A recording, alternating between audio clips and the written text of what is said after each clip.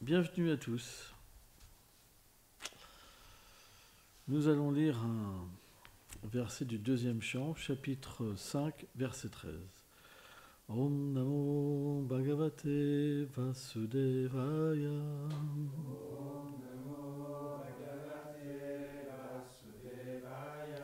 Om Namo Bhagavate Vasudevaya.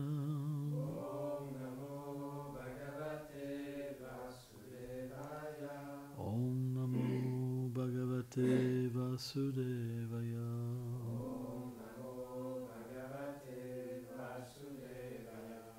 Virajammanayam yasyam Statum Mikshampate Muyam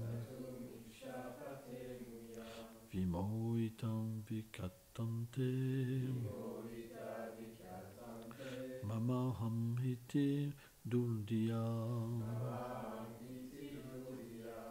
Traduction. Les êtres ignorants, déroutés par l'énergie illusoire du Seigneur, qui est honteuse de se tenir devant lui, se vantent en termes de je et de mien. Commentaire. Srila Vishwanath Chakravarti Thakur cite Narada.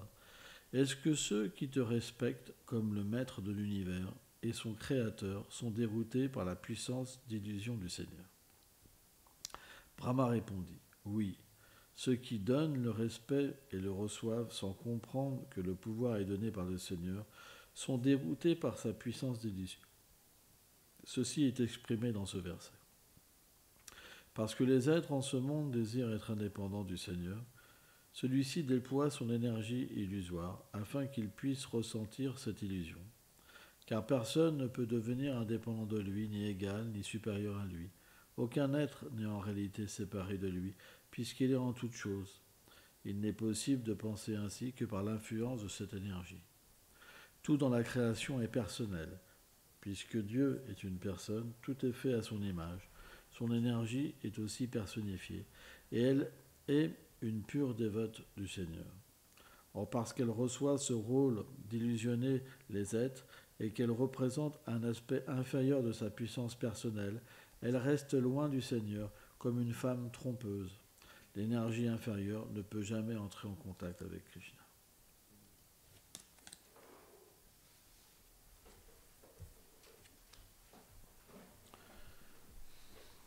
Om Ganati Milandasya Ganam Jalam Shalakaya Shakshuru Meditam Janata Isme Shigula Venama Namaum Vishnu Padaya Krishna Plistaya Bhutale Shrimate Bhaktivedanta Swami Nitinamine Namaste Sarasvati Deve Kaulavani Plachaline Nilveshesha Sunyavadi Plachatya Deshatarine. Il y a plein de choses intéressantes. Hein? Déjà, l'énergie illusoire. On est tous plus ou moins liés dans cette énergie qui nous fait croire que nous sommes ce corps. Mais le pire, c'est qu'elle nous enlève cette possibilité de nous rappeler qui nous sommes.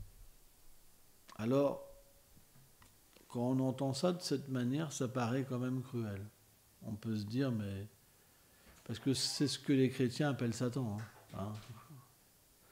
Mais si on regarde, le Seigneur suprême, tout existe par lui et pour lui. Il n'y a rien qui peut être indépendant. Il ne peut pas avoir une entité vivante qui ne peut pas bouger sans sa sanction. Sans cela, il ne serait pas suprême.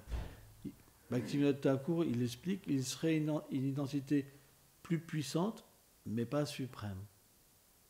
Donc ça veut dire que même l'égarement doit être donné par lui. Alors, à partir de là, beaucoup de gens seraient terrifiés. C'est pourquoi les gens qui sont dans une certaine sagesse font naturellement une séparation, parce qu'il y a des choses qu'ils ne peuvent pas accepter et pas comprendre. Vous comprenez ça? À partir de là, il y a dans cette dualité le bien et le mal, Dieu et Satan. Mais lorsqu'on peut comprendre l'âme et qu'on est situé dans la vertu, on peut saisir que tout est fait par le Seigneur. Mais sans ça, ce n'est pas possible. quand l'être est trop influencé par l'ignorance et l'illusion, il y a naturellement une distinction et des écritures qui viennent apporter cette distinction pour qu'une personne puisse croire et prendre le chemin en fait, d'une dévotion mixte pour que dans une vie prochaine, elle puisse accepter plus. Et c'est quelque chose de normal. C'est pourquoi, naturellement, si vous expliquez cette vérité, ce tattva, Maya Shakti, à quelqu'un qui est dans l'action intéressée, pour lui, ça sera dégoûtant. Vraiment dégoûtant. Ce n'est pas possible, en fait. Mais le Bhagavatam n'est pas situé dans l'ignorance, ni dans la passion, ni même dans la vertu. C'est un écrit transcendantal. C'est pourquoi il n'est pas destiné à faire un arrangement pour les gens, pour leur permettre une acceptation d'une vérité secondaire. Mais il est là pour les purs dévots.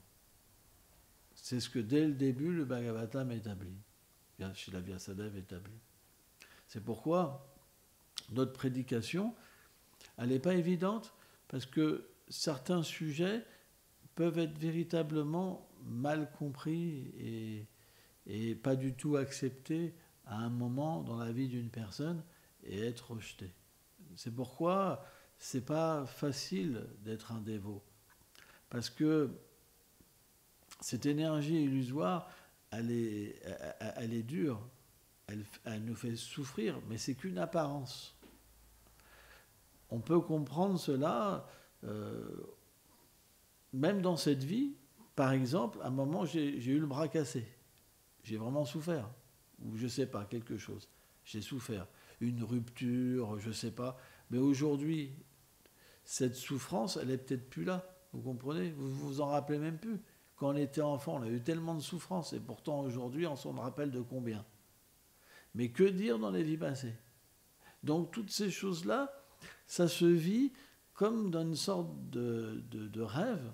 Quand on dort, on a une expérience, mais qui ne dure pas et qui disparaît, et qu'on oublie même. Donc, automatiquement, ça peut être qu'illusoire. C'est comme une illusion, vous comprenez ? Parce que ce qui est réel, ça ne disparaît pas. Ce qui est illusoire, ça disparaît. Alors maintenant, on pourrait se dire, mais pourquoi le Seigneur agit comme ça ? Parce que ça devrait être notre ami. Est-ce qu'il nous fait du mal de cette manière-là ? En fait, non. Parce que de toute façon, on est créé à son image et on a un libre arbitre. Un libre arbitre, ça veut dire qu'on a la liberté. Et ça, c'est très important de comprendre. Libre arbitre, et Laïta Saki, là, vous êtes dans la classe, si vous arrivez comme un char, il faut un peu plus être léger. C'est en pleine classe. C'est un peu abusé des fois. Il faut être plus raffiné. On est dans un temple. On n'est pas tout seul. C'est important. Hein. C'est comme par exemple quelqu'un le matin qui va claquer les portes tout le temps.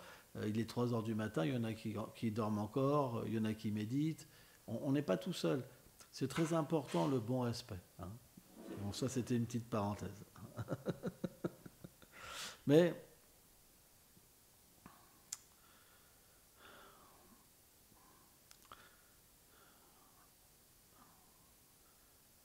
le point, c'est qu'en fait, puisqu'on a un libre arbitre, et puisque on est véritablement libre, pourquoi le Seigneur nous ne permettrait pas de l'oublier ?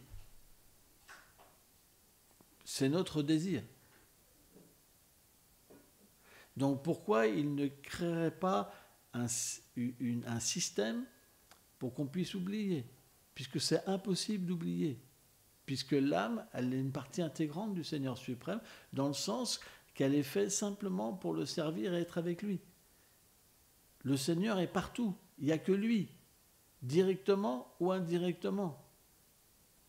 Donc automatiquement, il doit avoir cette énergie pour qu'on puisse avoir cette opportunité. Ce ne serait pas possible. Donc c'est nous qui le désirons. Et lui comble le désir. Donc, à partir de là, qu'est-ce qui se passe? Puisque on est placé dans un univers et qu'on se prend pour Dieu, parce que quelque part on veut être Dieu, hein, on est tous ici, on a une folie, c'est qu'on veut contrôler. Sans ça, on ne pourrait pas oublier qui on est. Ce n'est pas possible. À partir de là, qu'est-ce qui se passe? Tu veux contrôler, tu es le contrôleur suprême, tu dois prendre les réactions de tes actes. C'est pour ça qu'il y a la loi du karma. Donc, tout ce que vous faites, ça engendre soit du bonheur matériel, qui est illusoire, ou soit de la souffrance. Donc, à un moment, qu'est-ce qui se passe? On ne peut pas être heureux dans cette circonstance. C'est comme un poisson, on prend l'exemple d'un poisson que vous sortez de l'eau, il ne peut pas être heureux. Vous avez beau lui amener un petit milkshake, être à la plage avec les palmiers, je sais pas, avec un gros cigare, ce que vous voulez, quoi. Tout ce que vous pouvez imaginer, et puis dès que vous le remettez dans l'eau, il se rappelle sa nature. Et il est heureux. Et bien de la même manière, en ce moment, on essaye par tous les moyens d'être heureux, mais on est frustré. On est malheureux, et ça fait mal. Et qu'est-ce qu'on fait dans notre folie? On essaye encore de la même manière de refaire la même chose, et ça fera exactement encore et encore la même expérience, vie après vie, vie après vie, vie après vie. Donc il y a un moment où on aura la force de sortir de là. Et c'est à ce moment-là qu'on s'abandonne, pas avant. Sans ça, on est obligé de recommencer encore et encore et encore et encore. Et à partir de là, qu'est-ce qui se passe? On a une intelligence. L'intelligence vient parce que le Seigneur peut nous éclairer. Une fois qu'on est vraiment sincère et qu'on a décidé de plus recommencer, le Seigneur va nous aider. Avant, on est encore vraiment tout seul. On a les Écritures, bien sûr, on a le gourou, mais on voit les Écritures à notre manière, on voit le gourou à notre manière. Vous comprenez? Ah, là, il est mon ami, là, il n'est pas de mon côté. C'est comme ça, à ce niveau-là. Donc, on ne peut pas recevoir de l'aide du Seigneur suprême. Mais vraiment, quand on est abandonné et qu'on se dit, Seigneur, aide-moi tout le temps, à ce moment-là, on obtient la vision de voir notre environnement et les réactions de nos actes. C'est à ce moment-là qu'on le voit, pas avant. C'est pas possible. Avant, on se dit, il m'a fait du mal, il m'a fait ceci, il m'a fait cela. Mais à partir de là qu'on devient abandonné, on voit tout comme les réactions de nos actes. Et à partir de là, on devient tolérant, humble et respectueux. C'est pas possible. C'est le début de la plateforme Madhyamadikari. Avant, on est Kanishta. Et c'est à partir de là qu'on peut rester sa vie dévot. Sans ça, on peut chuter. Parce que c'est difficile. Prenons la vie en communauté. La vie en communauté, c'est tellement dur. Mais en même temps, vous avez l'opportunité de recevoir aussi tellement d'aide spirituelle, d'entendre parler de Krishna, de voir les déités, de pouvoir vous lever le matin. Sans ça, ce ne serait pas possible. Là, il y a combien de personnes entre vous qui n'arriveraient pas à se lever le matin au bout de 10 jours, 15 jours, 20 jours, 30 jours, 50 jours. Casser les principes régulateurs. Les tentations de ce monde constamment. C'est pas si simple. Peut-être que c'est difficile. Parce que vous oubliez le bénéfice qu'il y a. Mais si vous méditez sur le bénéfice que vous obtenez, vous verrez que la difficulté, elle n'est pas si grande. C'est rien. C'est rien comparé au bénéfice. Parce qu'à l'extérieur, tu souffres et tu as simplement l'ignorance de l'oubli. Ici, tu peux comprendre et te rajuster. Mais simplement, la vie communautaire, elle devient agréable. Ce micro, il faut le changer. Hein. Ça prend le bruit partout, tout ça. Même dans les conférences, on entend même quand elle met le petit coup de cuillère, tu l'entends dans le micro. Ça prend tout. Hein. Et donc, la vie communautaire, elle devient agréable quand cette tolérance, elle entre dans le cœur. Avant, c'est difficile. C'est pour ça que les gens qui ne sont pas abandonnés et qui ont encore des désirs, ils souffrent. Et le résultat, c'est qu'à un moment, ça devient impossible, on s'en va, quoi. C'est impossible. C'est trop dur. C'est trop dur. C'est trop dur parce que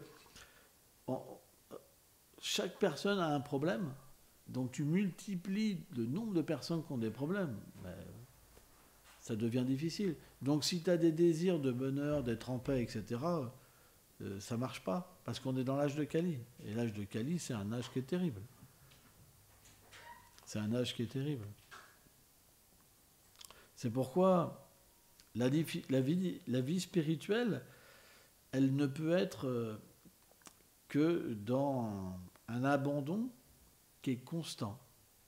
Alors c'est dur parce qu'il y a comme une souffrance et en même temps il y a une libération. Il y a une souffrance, il y a une libération. Il y a une souffrance parce que ça viendra toujours. En fait, les êtres vivants, ils nous apporteront toujours une souffrance. Le temps nous apportera toujours une souffrance. Le corps, la maladie nous apportera toujours une souffrance. Mais en fait, si on ne tolère pas, alors on développe des mauvaises qualités. Et on souffre encore plus.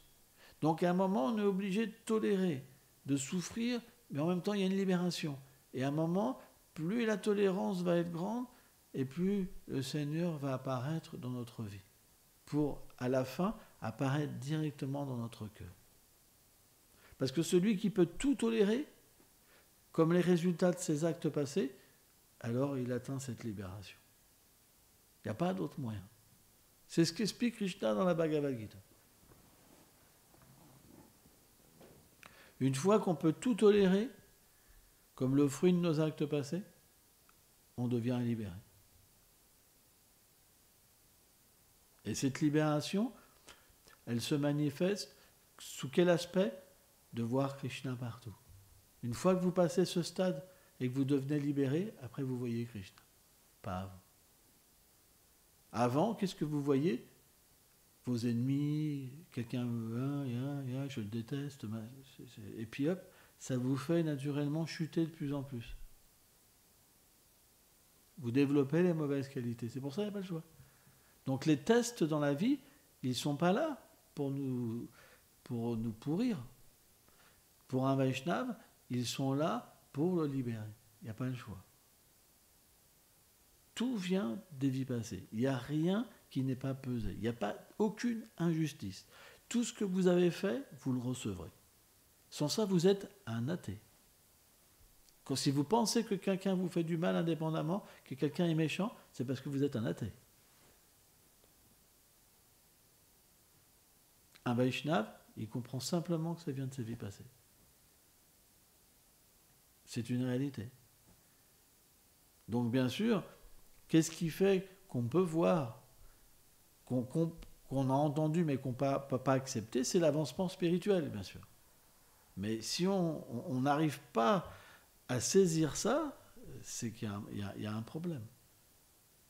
On n'a pas cette qualification pour la bhakti, hein, mais plus pour l'action intéressée.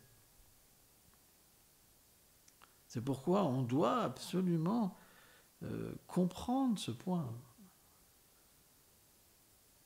Tous les gens qui nous font du mal, en ce moment, c'est quelque chose qui vient d'une vie passée.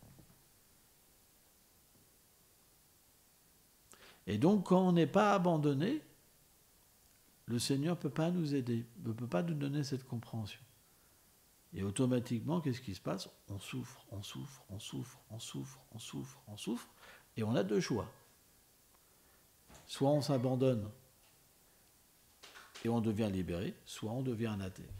Parce qu'à la fin, quand il y aura trop de souffrance, votre foi, elle va vaciller. Parce que vous allez tout remettre en question. Mais comment ça se fait? Je me suis abandonné et je souffre, etc. C'est pour ça qu'il y en a qui commencent le service de dévotion et à la fin, ils deviennent athées. C'est quelque chose de très scientifique, en fait. Et c'est normal. Mais le résultat, il ne peut pas venir par un abandon extérieur, mais pas intérieur. Quand on parle d'abandon, c'est un sentiment intérieur. Et c'est difficile à avoir. À l'extérieur, vous pouvez faire des beaux dandavat, bien droits, un plongé, comme ça. Vous comprenez? Mes hommages, Seigneur. Réciter des prières, tout ça, mais l'abandon intérieur, quand les tests commencent à arriver, c'est pas facile. C'est dur. Hein. C'est dur, c'est dur, c'est dur, c'est dur, c'est vraiment dur. Moi, j'ai tellement eu de tests dans cette vie. Tu vois, des gens qui me critiquent, tout le monde qui me rejette, tout ça. Krishna m'a fait la totale. Hein. Et pourtant, je peux tolérer. Et je me demande comment c'est possible même. Je me le demande, comment c'est possible. Je ne sais pas comment c'est possible. Il y a tellement de gens qui me veulent du mal. Et c'est pas des blagues en plus. On vient même le rapporter. Mais on repousse toujours les limites. C'est mystique, parce que le Seigneur vient. C'est comme ce divertissement avec la femme des Pandavas, Draupadi. Draupadi, elle s'est abandonnée, il y a eu un sari illimité. Elle n'a pas eu besoin de tolérer. Mais plus on s'abandonne, plus la tolérance, elle est donnée par le Seigneur. On ne sait même pas pourquoi on peut tolérer ça. C'est pas possible qu'un être normal puisse tolérer, vous comprenez? Donc il y a une puissance qui est là, il y a une aide en fait, il y a vraiment une aide. Ce divertissement avec Draupadi, voilà, il personnifie en fait ce qu'une personne peut tolérer, quoi. Attendez, Draupadi, Dushasana l'a tiré par les cheveux quand même. On l'a amené dans la salle de jeu, et pour qu'elle puisse se dévêtir devant tout le monde, une femme à cette époque-là. Et elle commence à dire à ses époux, mais comment toi tu peux faire ça? Toi qui es la religion personnifiée, et Bhishma et tout ça, mais elle se dit, mais où je suis? Où je suis? Mais c'était terrible comme situation. Krishna avait fait ce divertissement pour prouver que son dévot peut tout tolérer, toi. Et là, et Duryodhana, vas-y, il tire. Et Krishna, il donne un sari illimité comme une tolérance, parce que son dévot est protégé, quoi. C'est tellement beau. Bien sûr, Draupadi, c'est pas n'importe qui. Pas n'importe qui. Mais c'est pour ça, à un moment, Krishna, il est obligé de nous mettre à bout pour qu'on puisse s'abandonner complètement. Cette histoire que Draupadi a tenu son sari dans la bouche, et Narayana Maharaj explique, elle appelait Krishna, mais elle avait une résistance. Elle avait une résistance, tu vois, quand même. C'est que quand elle a lâché le sari, que Krishna est venu. Et il y avait Rukmini qui était là. Satyabhama, il dit, qu'est-ce qui se passe? Il dit, quelqu'un m'appelle, mais il n'est pas complètement abandonné. C'est simplement quand Draupadi s'est abandonné que l'aide est venue. Et là, elle ne souffrait plus après. Krishna était là et tout le monde était soulagé en fait. Bhishma était soulagé parce que Krishna est intervenu, quoi. C'était le soulagement, parce qu'ils avaient reçu l'ordre de Krishna de ne pas intervenir. C'était le soulagement, parce qu'ils étaient dans une situation mais terrible. Ils ne pouvaient pas désobéir au Seigneur. Krishna savait tout ça déjà. Et comment Krishna a tué tout Duryodhana, tous ces êtres qui sont mauvais en fait. Hein, c'est simplement par cette offense. Une fois qu'ils ont offensé une femme, Draupadi, alors ils avaient tout perdu. C'est une grave offense, très grave offense. Et j'écoutais une conférence de Janava Devi où elle explique que, en fait, quand Duryodhana il est né, il a eu ce conseil de son père, Dhritarashtra, d'abandonner ce fils-là. Parce que, en fait, Dhritarashtra a eu 100 fils et une fille. Hein. Belle, hein. 100 fils et une fille. Mais en fait, si Duryodhana avait été abandonné, les autres auraient suivi le dharma. Vous vous rendez compte? C'est juste pour une personne que parfois tout peut péricliter. C'est pour ça que parfois on doit se séparer de quelqu'un. Et c'est parce qu'il était faible des Trihasta, parce qu'il était attaché. C'est pourquoi le devoir, par exemple, d'un gouverneur, c'est que des fois il doit se détacher d'une personne, d'une région, d'un village, pour que tout s'harmonise. Il n'y a pas le choix. Et après, c'est la destruction qui s'est ensuivie, en fait. Et il le savait en plus. C'est Vyasadeva qui lui a dit ça. Il le savait, mais il ne l'a pas fait. Vous vous rendez compte? C'est incroyable, quand même. C'est pas évident. Hein. Donc voilà. C'est pas facile, mais on doit tolérer. C'est super important. Si on analyse, par exemple, quand les tests viennent, on est là, mais on pourrait très bien s'arrêter et puis voir cet agissement d'intolérance en nous et puis faire venir la tolérance. C'est juste parce qu'on est dans la passion. Et on laisse notre mental nous détruire.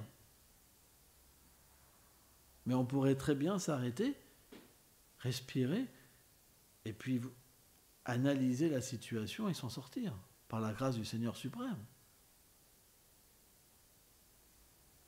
C'est des choix. Mais dans l'autre choix, où on est débordé, ça fait mal. Ça fait mal pourquoi? Pour rien, pour une situation qui ne reviendra jamais, en plus. Jamais. Parce que c'était déjà dans notre karma. On devait déjà vivre cette souffrance-là. La seule chose, c'est que si on ne l'accepte pas comme une miséricorde, elle nous fait souffrir. Alors que si on l'accepte comme une miséricorde, elle nous libère. Il n'y a pas le choix. Il n'y a pas le choix. Cette opportunité-là, on doit la prendre et on ne doit pas lui tourner le dos. On doit la saisir et l'accepter. C'est super important. Sans ça, on restera toujours au plus bas niveau du service de dévotion. Ça veut dire gouverner par l'envie. Merci beaucoup.